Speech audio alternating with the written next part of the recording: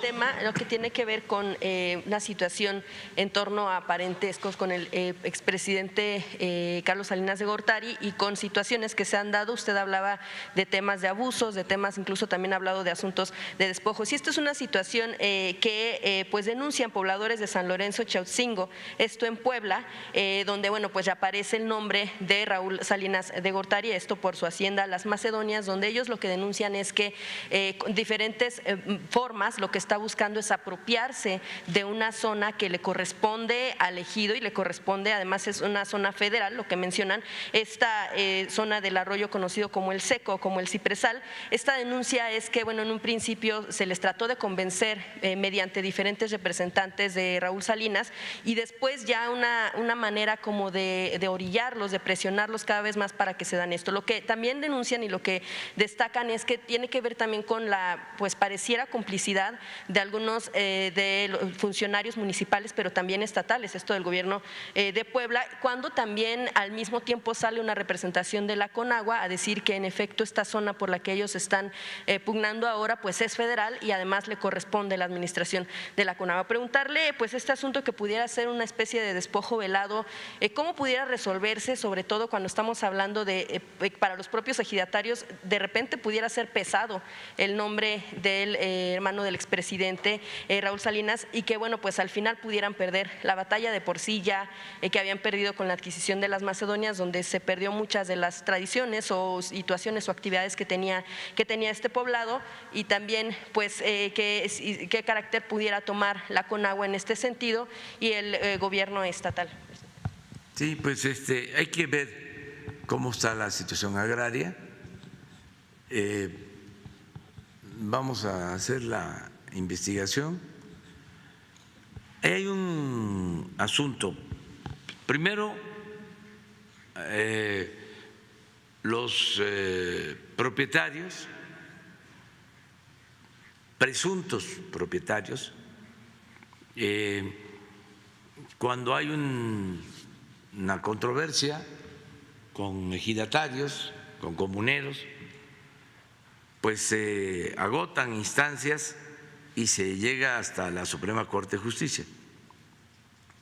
Y ya hay casos, ya juzgados, vamos a decir, que le dan la razón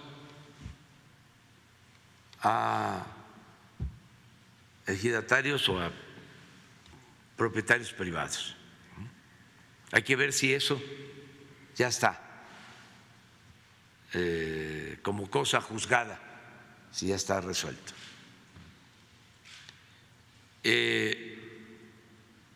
Hay veces que ya está como cosa juzgada, pero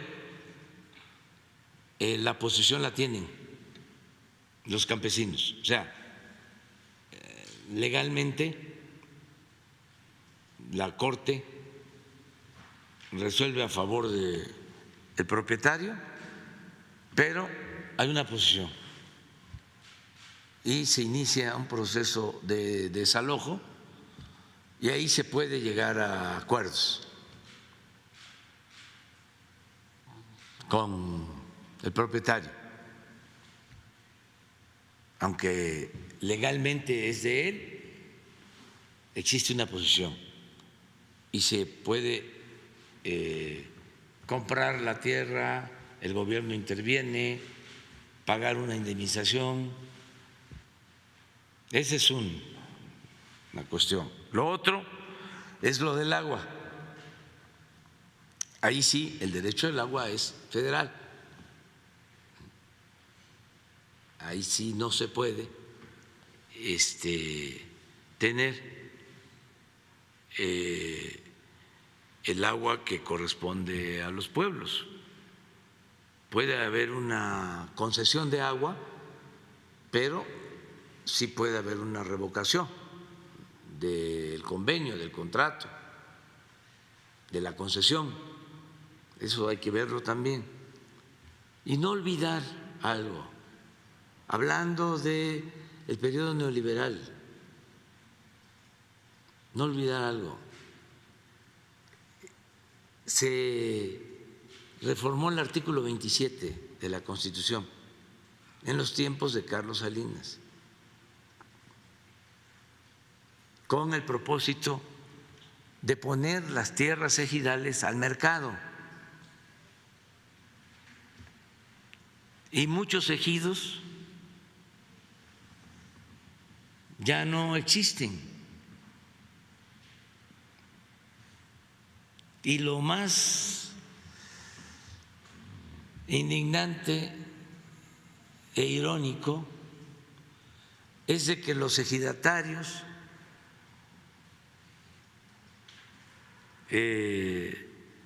más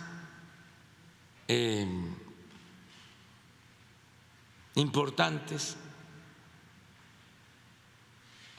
son actualmente latifundistas, como ejidatarios. Se quedaron con las tierras de los ejidos. Estamos hablando de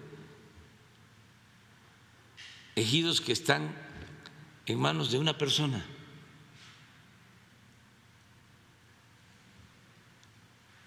O que una persona tiene de lo que eran tierras ejidales 5, 10 mil, 20 mil, hasta 50,000 hectáreas. Que pudiera ser el caso porque ha estado comprando parcelas, sería el caso de pasar del hermano incómodo a ejidatario de Puebla. Sí, sí, pero no es el único caso, volvemos a lo mismo, desgraciadamente. Despojaron a los campesinos con la reforma al artículo 27. Entonces, hay cosas que nosotros ya no vamos a poder hacer. A mí me apuran mucho los campesinos y me dicen, es que si no lo logramos ahora con usted, ya no lo vamos a lograr. Pero yo también tengo que optar entre inconvenientes, porque es mucho el rezago, fueron muchos los agravios, son grandes problemas nacionales. Entonces, tengo que priorizar, es decir, esto sí, esto sí, esto sí, esto sí, esto sí. Pues vamos a que los que continúen lo enfrenten, lo resuelvan, porque es mucho, la verdad. Y entiendo también a la gente, porque sienten que es su gobierno, que es un gobierno del pueblo, planteando, pues es ahora. Entonces voy a procurar todo lo que pueda hacer por la justicia agraria y por la justicia en general, pero hay que continuar con el movimiento para que se siga resolviendo el grave problema que originaron con su política neoliberal. Es como el porfiriato, 34 años y llevó una revolución, y cuánto tiempo y sacrificio, el recuperar las tierras, el recuperar el petróleo, el recuperar los ferrocarriles, el recuperar las minas. O sea, esta es una transformación y estamos avanzando, pero hay que darle continuidad, y yo estoy seguro que la gente va a querer que se continúe haciendo justicia. Y hay cosas que ya no se pueden cambiar. Por ejemplo, ayer estábamos viendo con el recorrido que hicimos lo del abuso de hacer a un lado a la Comisión Federal de Electricidad y darle preferencia a las empresas eléctricas extranjeras. Dijimos, no vamos a llevar a cabo una reforma constitucional, vamos a buscar un equilibrio que no hay, porque ni siquiera se le da la misma preferencia a la Comisión Federal en relación a la preferencia que tiene Iberdrola. Tiene más garantías Iberdrola que la Comisión Federal de Electricidad. Bueno, cuando llegamos al gobierno, generaba la Comisión Federal ya 50% de la energía eléctrica, el otro 50% ya los particulares. Y de seguir como iba, al fin del sexenio, iba a desaparecer la Comisión Federal. Entonces les propuse 54% la Comisión Federal, que la necesitamos,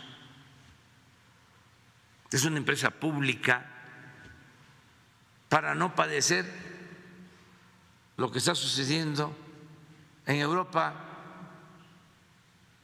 donde las empresas particulares no pueden y han aumentado las tarifas eléctricas hasta en más de 5 veces. Aquí no ha sucedido eso.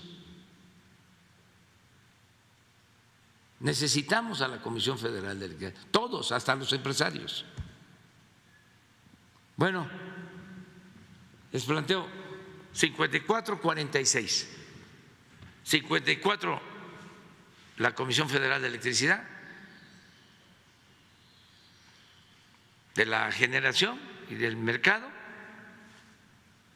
46 los particulares. No, quieren todo, porque el plan era destruir, desaparecer la Comisión Federal de Electricidad, todo el mercado eléctrico para los particulares. Bueno, por eso es la llamada aclaración del gobierno de Estados Unidos sobre la ley eléctrica. ¿Cuánto es el 46% del mercado de México? Es todo el mercado de Argentina. Entonces, ¿qué quieren? ¿No tienen llenadera?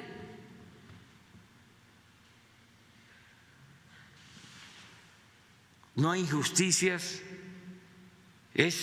Vamos a buscar la convivencia en armonía del sector público con el sector privado, y esto nos conviene a todos. No, crearon sus tribunales para favorecer a las empresas privadas, jueces a modo, jueces de consigna, para estar protegiendo a las empresas particulares extranjeras del sector eléctrico, en contra de la Comisión Federal de Electricidad. Y lo mismo en el caso de Pemex. Entonces, todo eso sí se va a resolver. Se va a avanzar muchísimo en todo lo que es el sector energético. Eso sí, va a quedar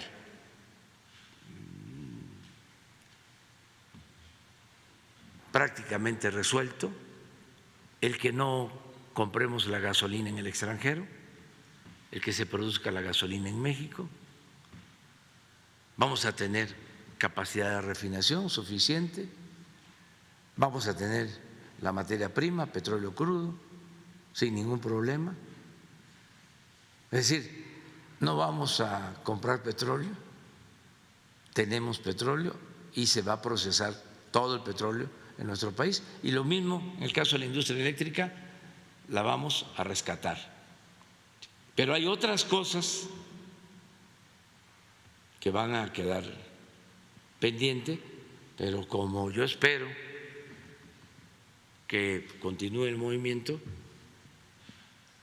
de transformación, se va a seguir avanzando. Y ahora que habla de los pendientes, ya nada más para finalizar, otro asunto